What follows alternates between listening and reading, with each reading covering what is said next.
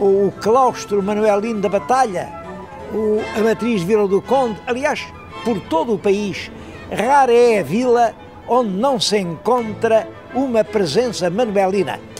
Nas letras avultam grandes nomes, o maior de todos é claro que é Gil Vicente, mas grandes cronistas como Garcia de Rezende, ou grandes poetas como Bernardino Ribeiro, como Sá de Miranda.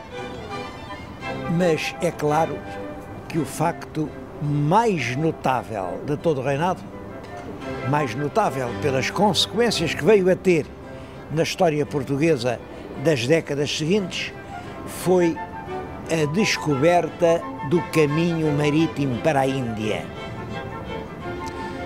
Assim, pelos fins do verão do ano de 1499, entrou no Tejo o que restava da frota de Vasco da Gama, que tinha partido 2 anos antes.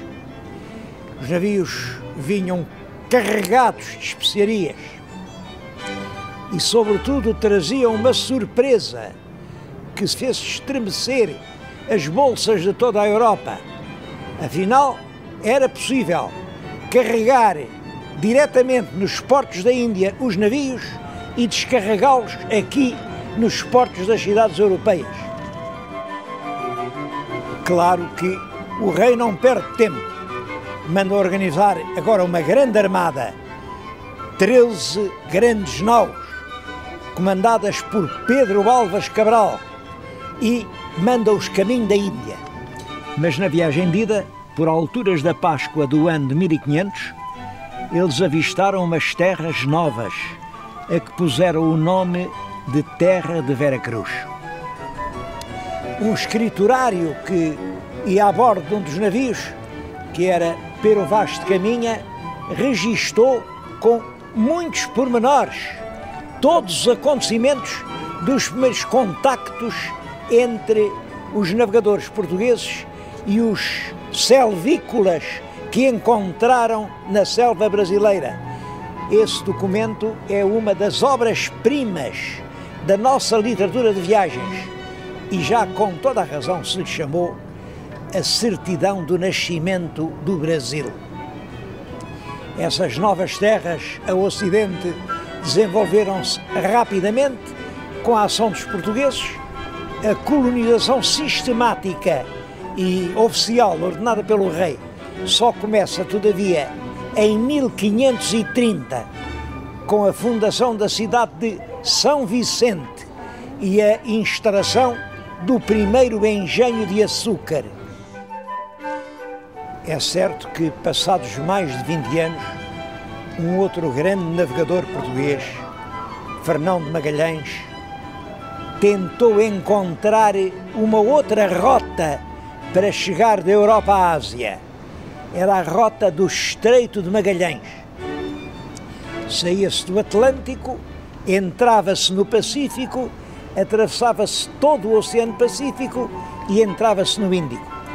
Mas a verdade é que essa rota revelou-se impraticável para a navegação comercial e a Rota do Cabo continuou a ser a única. O comércio das especiarias orientais ficou assim nas mãos dos portugueses e a cidade de Lisboa tornou-se um importante centro de comércio marítimo. Deixou de ser uma pequena cidade quase ignorada na Europa para ser realmente uma grande cidade europeia.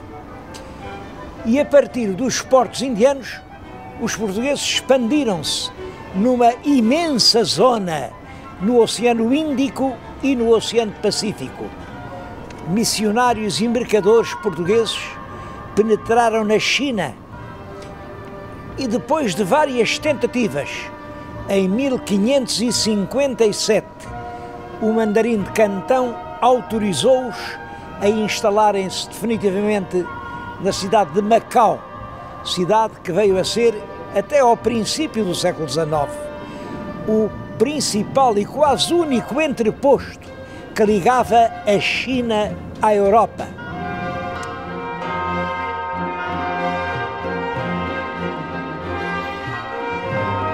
Mas a riqueza de Portugal durante a época da expansão, é uma riqueza mais aparente do que real e que se apoiava em bases muito frágeis. Realmente nós trazíamos da Índia, onde comprávamos barato, as especiarias e podíamos vendê-las na Europa. Bom, mas na Índia tínhamos de as pagar. Pagar ou a dinheiro, e nunca tivemos muito dinheiro, ou sobretudo com produtos que faziam falta na Índia, mas que nós também não tínhamos, que era o cobre, a prata, o coral, o chumbo, alguns tecidos preciosos, e tudo isso nós tínhamos que o comprar no estrangeiro. Comprávamos geralmente a crédito e pagávamos um juro que excedia os 25% ao ano. Esse dinheiro era obtido dentro do reino por empréstimos. Esses empréstimos eram titulados pelos famosos padrões de juro. Isto significa que os produtos com os quais nós comprávamos as especiarias nos ficavam tão caros que as especiarias acabavam por não dar lucro. É que para podermos fazer o nosso negócio, tínhamos que assegurar o domínio militar das regiões. É assim que começa a ideia do Império Português no Oriente. Mas além das despesas da Índia, havia muitas outras. Era preciso sustentar os milhares de homens que estavam nas praças do norte da África e para quem era preciso mandar tudo. Era preciso pagar ao pessoal em serviço na corte. A corte que tinha tido 200 servidores na época de Dom João II e 4.000 na época de Dom Manuel. E toda essa gente vivia à custa do que o rei lhes dava. As despesas eram tantas que um tesoureiro, o Fernando Alves de Andrade, a certa altura escreve: nem que o dinheiro se apanhasse com gamelas nas areias da praia, chegava para esta despesa toda. É claro que isto originou um déficit profundo, e isso não é alheio às diligências que o governo português faz para que concedam a Portugal uma Inquisição que inicialmente visava um objetivo: era o confisco das fortunas dos judeus entre os anos de 1536, é o ano em que a bula da Inquisição é concedida, e o ano de 1684 é um ano que eu escolhi, mas que não marca o fim da Inquisição, mas só neste período foram instaurados 20.000 processos pelo Santo Ofício. Em consequência, foram queimados nas fogueiras 1.377 pessoas. Muitas outras foram condenadas. Ora, como calculam, não há ninguém que goste de ser queimado. E, portanto, o que aconteceu é que todos os que puderam fugiram do país. Portugal ficou cada vez mais pobre.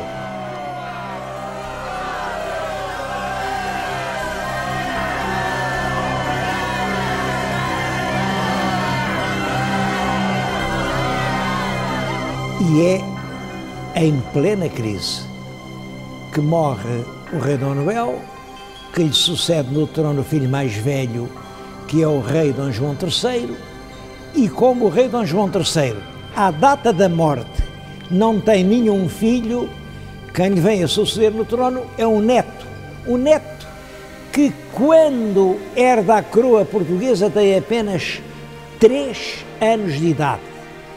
Por isso, o poder é exercido primeiro pela rainha avó, Dona Catarina, depois por um tio-avô, o cardeal rei Dom Henrique, até que o jovem, o pequenino príncipe Dom Sebastião, atinge a idade de 14 anos e começa a reinar em 1568. Devo dizer que é um reinado que dura